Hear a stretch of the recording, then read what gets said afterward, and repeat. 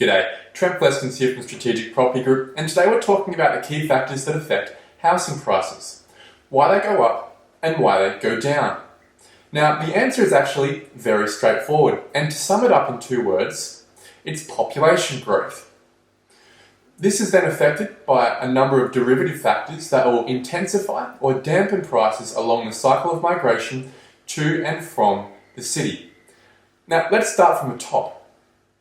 So housing is an essential product, and whilst there are varying types and quality levels, it's an essential product that we all need as a population.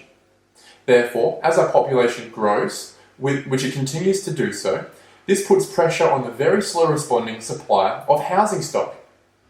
Remember, demand for housing always leads supply. So when we see a sharp increase in population, this will quickly put upward pressure on the price of housing until the supply side, the builders, can catch up over the next couple of years. But why would our population increase in the first place? Well, generally, it's the influx of jobs from new projects being commissioned by the government or by big business. In Perth, we saw this very clearly between 2004 and 2008 and 2011 and 2015, where big mining and gas companies were competing with each other in government infrastructure contracts to find skilled labour to build their mega projects. As the sharp increase of workers hit the state, the sharp increase in demand for housing came with it, and supply just couldn't keep up.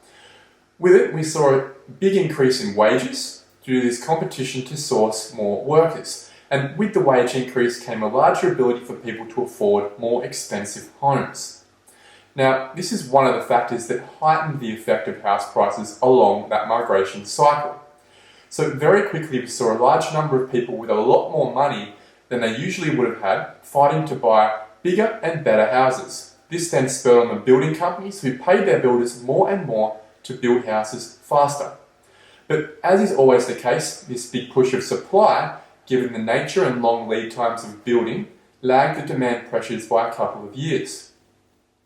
So this leads us to the answer for what would put downward pressure on house prices.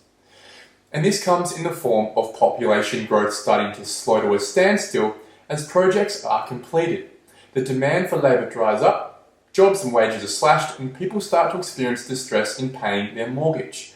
Compounding this slow effect, the builders are still finishing their apartments and houses for demand they were too slow to supply to in the first place. This is the dampening factor that we see when a city is in a very stagnant or downward cycle, and it starts to affect people's expectations and sentiment towards the market, putting fear into home buyers' minds and nerves into sellers' minds. Suddenly, sellers start to become more motivated to sell and buyers less motivated to buy, and there is only one thing that happens in that situation. Whereas houses used to be sold before they were even built, this part of the cycle needs to see all of the excess stock being absorbed by gradual demand until a balance is returned. And that's where the end of the cycle will stay until the forces driving population growth put pressure on the supply of housing once more. This time frame could take years and generally lags investment decisions made by big business by 2 to 3 years as planning and approvals are completed. The key to understanding a property market is simply understanding the forces of population growth.